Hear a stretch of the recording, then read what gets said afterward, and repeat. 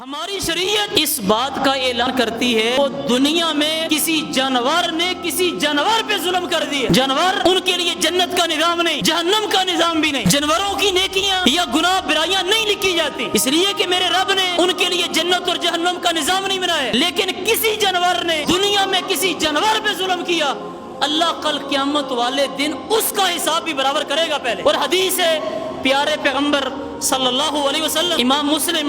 رحمۃ اللہ علیہ کی صحیح مسلم میں یہ روایت آتی ہے، حدیث نمبر 2582 ہے۔ اللہ کے رسول فرماتے ہیں لَتُعَدُّنَّ الْحُقُوقَ إِلَىٰ أَهْلِهَا، فرمایا وہ لوگوں، مسلمانوں، کلمہ پڑھنے والے لوگوں، فرمایا کل قیامت والے دن تمہیں ایک دوسرے کے حقوق وہ ادا کرنے پڑیں گے۔ لَتُعَدُّنَّ الْحُقُوقَ إِلَىٰ أَهْلِهَا، دنیا میں جس بندے کا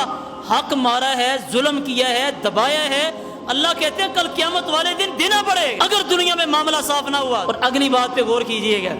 اللہ کے رسول فرماتے ہیں، یہ میرے نبی کے الفاظ ہیں، حَتَّى يُقَادَ لِلشَّاةِ الْجَرْحَاءِ مِنَ الشَّاةِ الْقَرْنَاءِ، پیارے پیغمبر فرما کے گئے دنیا میں